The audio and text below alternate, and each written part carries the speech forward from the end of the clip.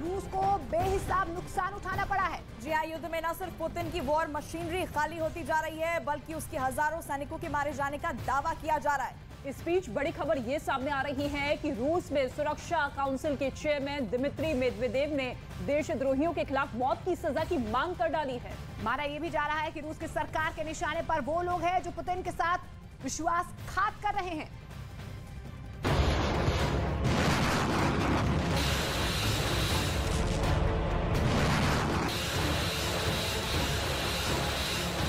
रूस में क्यों उठी सजाए मौत की मांग?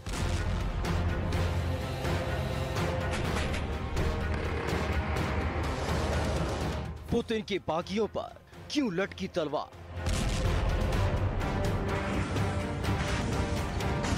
बिजनेस लोन के लिए बैंक गए तो बिजनेस प्लान दिखाइए करके पूछते हैं।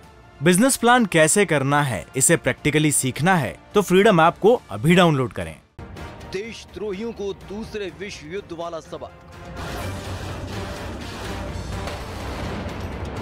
यूक्रेन के खिलाफ लड़ी जा रही जंग पुतिन के लिए किसी बुरे सपने जैसी बन चुकी है। माना जाता है कि जंग को लेकर जितने भी अनुमान पुतिन ने लगाए थे, वो तमाम अनुमान फेल साबित हुए हैं। युद्ध में पुतिन को हुए नुकसान से जो तस्वीर निकलकर सामने आई है, वो ये बताती है कि यूक्रेन के खिलाफ युद्ध की रणनीति में पुतिन कई मोर्चों पर नाकाम साबित हुए हैं। दावा तो ये भी किया जाता है कि पुतिन की इस हार के पीछे ऐसे लोगों का हाथ है जो पुतिन के अपने होते हुए भी उनके साथ छल करते रहे। यही वजह है कि वैसे देशद्रोहियों से निपटने के लिए रूस में मौत की सजा की मांग उठी है।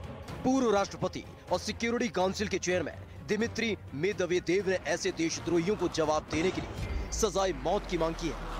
यूक्रेन के तोड़फोड़ करने वालों ने रूस में आतंकवादी हमलों को अंजाम देना शुरू कर दिया था।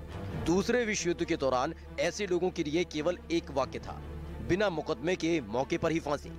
दरअसल दिमित्री मेदवेदेव देशद्रोहियों के लिए मौत की सजा की मांग इसलिए कर रहे हैं क्योंकि लगातार इस बात की खबरें आती रही हैं कि पुतिन को युद्ध की गलत जानकारी दी गई। पुतिन से ये बात छिपाई गई कि यूक्रेन ने जंग की क्या तैयारी कर रखी है।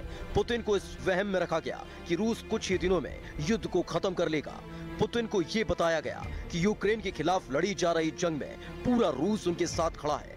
इतना ही नहीं, पुतिन को ये भी मैसेज देने की कोशिश की गई कि रूस के तमाम बड़े कारोबारी यूक्रेन युद्ध में पुतिन के साथ हैं। इतना ही नहीं, पुतिन को ये भी जानकारी दी गई कि यूक्रेन में रहने वाले रूसी लोग भी इस युद्ध में पुतिन का साथ देंगे। लेकिन युद्ध की तारीखें जैसे जैसे आगे बढ़ती गई, सारे दावे, सारी जानकारियां और सारे दाव उल्टे पड़ते चले गए। दावा किया जा रहा है कि वैसे लोगों के खिलाफ मौत की सजा की मांग की गई है। अगर आप देशद्रोही हैं, अगर आपने युद्ध के दौरान जानकारियां छिपाने, गलत जानकारियां देने वाला अपराध किया है, तो आपकी कोई उम्र नहीं है, कोई राष्ट्रीयता नहीं है, यहाँ तक कि आपको अपनी जान बचाने का भी अधिकार नहीं है। यानी यूक्रेन में कई मोर्चों पर मिल रही शिकस्त की आग को अब देशद्रोहियों की मौत से बुझाया जा सकता है। और अगर ऐसा हुआ तो रूस में पुतिन के खिलाफ बगावत की एक और नई लहर पैदा हो सकती है।